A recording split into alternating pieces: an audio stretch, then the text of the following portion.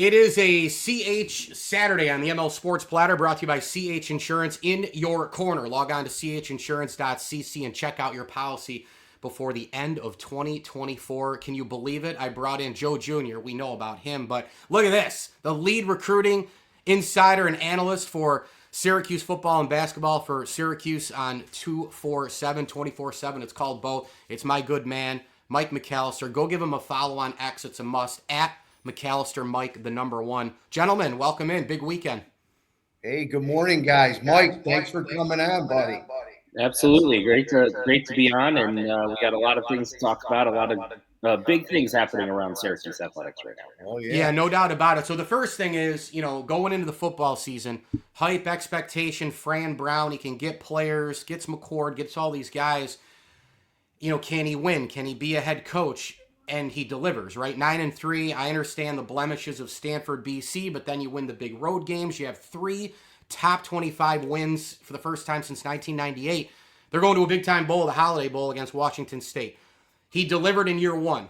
That's hard to do. What's harder, Mikey, is the sustainability. Is this sustainable with Fran Brown?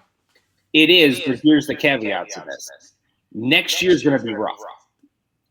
Not necessarily because I think the team is going to be worse. They could be significantly better and still take a step back in terms of the record, because the schedule is absolutely brutal. They play Tennessee in a neutral field game. They play at Notre Dame, at Clemson, at Miami, and then they've got Bill Belichick coming to the Dome. We don't know what that North Carolina team is going to look like. We know Duke was 9-3 this past year. They're also coming to the Dome. So there's a lot of really good teams on that schedule. The road schedule is just as difficult as it gets across the country. Yeah. So, I don't know if Lane Kiffin would equate that to playing in the SEC, since he likes to take shots at the ACC. But that's a ridiculous schedule. And I think Syracuse, as long as they've got Fran Brown, I think they will be a team that is competitive, that has good players on it. And I think you've seen what his culture is this year with their ability to come back against Virginia Tech and Miami. Those are games that in years past I think they end up getting blown out in, especially the Miami team. Agreed. Miami's a top 10 team. They had everything to play for. They get up 21-0 in the blink of an eye. And I think past Syracuse teams at that point would have checked out. This year's Syracuse team said, all right, well, that's not where we wanted to be, but we still got this. And they dominated the game from that point forward. That tells you everything you need to know about Fran Brown. Wow, that's great. So, Mike, is that a top 20 schedule next year? Or top 10 in the country for, D1? It's got to be up there.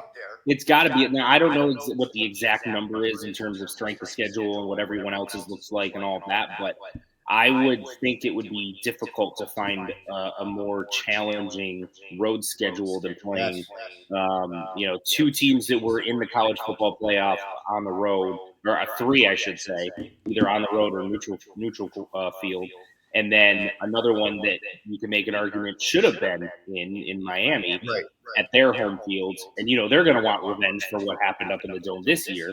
Oh boy, there's a lot of challenges on that schedule. What about a little sneak peek? Kyle McCord's replacement. We're all thinking about that. Obviously, he's playing in the bowl game, which is great. What do we got looking for some opportunities coming in to replace Kyle with NIL too? It's great. Yeah. So let's look at the current roster to start. You've got Michael Johnson Jr., who was the backup all this past year. He was a very highly touted recruit, but he's dealt with a lot of injuries during his career. But he was originally signed with Penn State as a highly touted quarterback prospect. So he's someone that could be in the mix there. Jakari Williams, who was part of the 2024 recruiting class, they think very highly of him, and he went through his first year this year. They've got a kid in Luke Carney coming in who was one of the most productive quarterbacks in Texas football history. So they've got some options with players that are already here or incoming. Then you've got the transfer options, and they've already hosted recruits, or transfers, I should say, in Ricky Collins from LSU, another former highly touted recruit that he didn't play at LSU. He was backing up Nussmeier, but he was very highly thought of coming out of high school, more of a dual threat than what Kyle McCord is. And then they've had a guy like Caden Salter from Liberty, another former elite recruit, started at Tennessee, transferred out because he wasn't going to play there, and has 2 really productive years at Liberty. He's got a bunch of other power conference teams looking at him.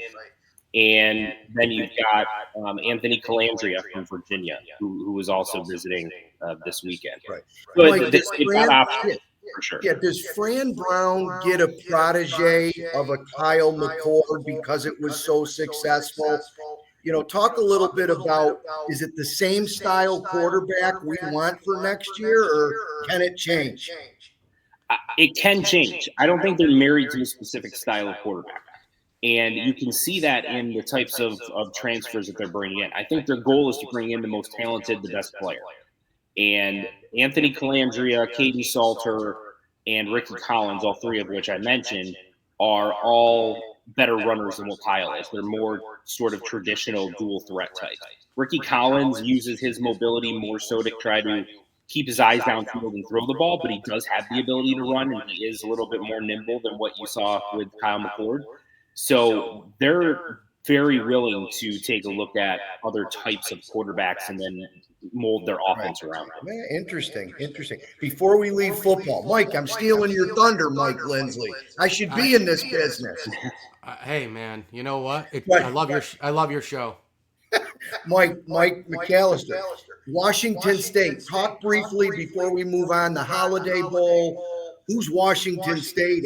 8-4. Good game. Are we favored?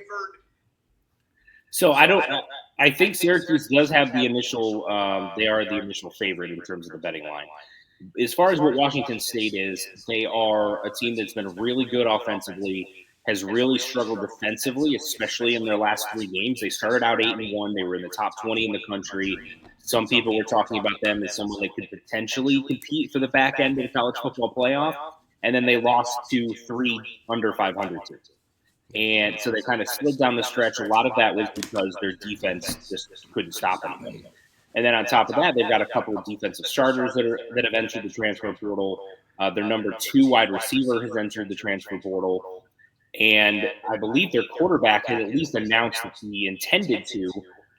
So we don't know if those guys are still going to play in the bowl game, or are they completely checked out because these are glorified exhibition games. That we don't know. It looks like Syracuse is going to be mostly whole. Even if you believe that Washington State is going to still be whole and those players, even though they're transferring, are still going to play in this game, Syracuse should be able to move the ball against them. They should be able to score a lot of points. The biggest key is stopping Washington State's quarterback. He is their leading rusher, and on top of being their obviously their leading passer. But, I think the training that Syracuse has had with guys like Cam Ward and some of the other quarterbacks that they faced will help them when they go into this matchup. Good.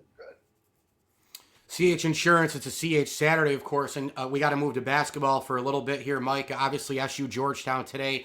Tons of memories for all of us across the board. My 2 are just, number 1, growing up as a kid in the 80s and 90s, you just walk in the Dome and you know it's different. It's Georgetown, it's Thompson, it's Boeheim. Every time you go to the Dome, you knew it was different. You woke up that morning with an energy. That's the first thing I have for a memory, and it didn't matter what SU Georgetown game it was.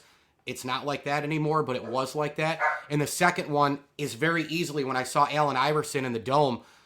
I've never seen a faster basketball player in my life in person when I saw that until I saw John Wall from Kentucky in the NCAA tournament at the Dome. I'll let you guys share Georgetown, Syracuse, 1 memory each. I'm going to get the dog while you do that. So, oh, God. So my memory, Mike, was growing up, we had 2 tickets.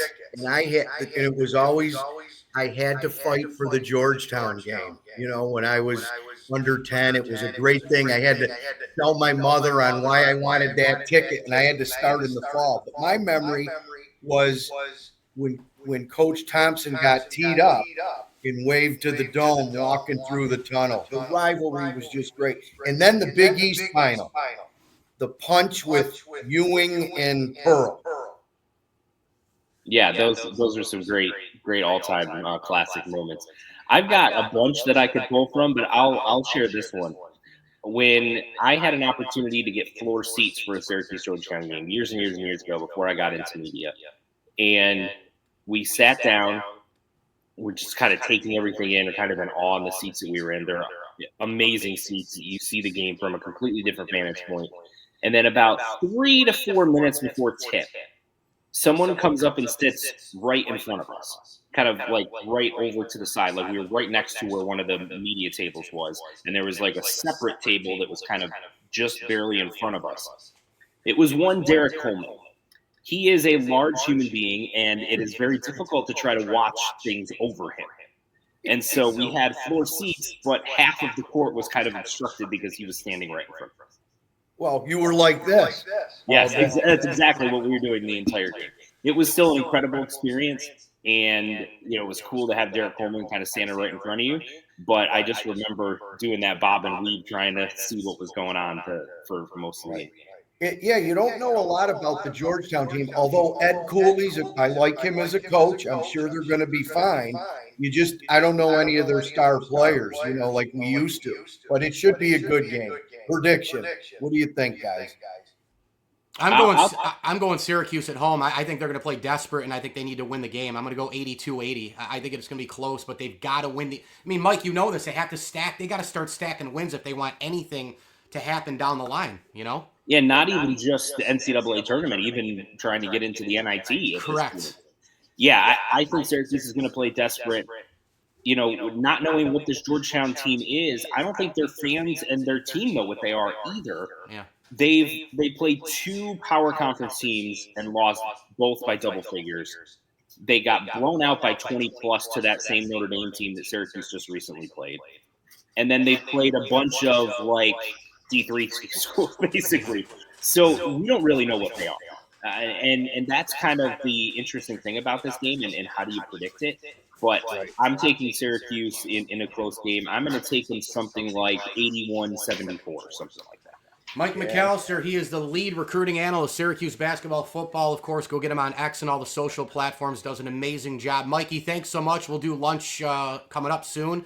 Have a great holiday season, man. Great to have you. Thanks, you guys as well. Thanks, Mike. Merry Christmas, and great job on Orange Nation. We're sponsors. I love seeing you every week on the football series. Thanks, I appreciate it.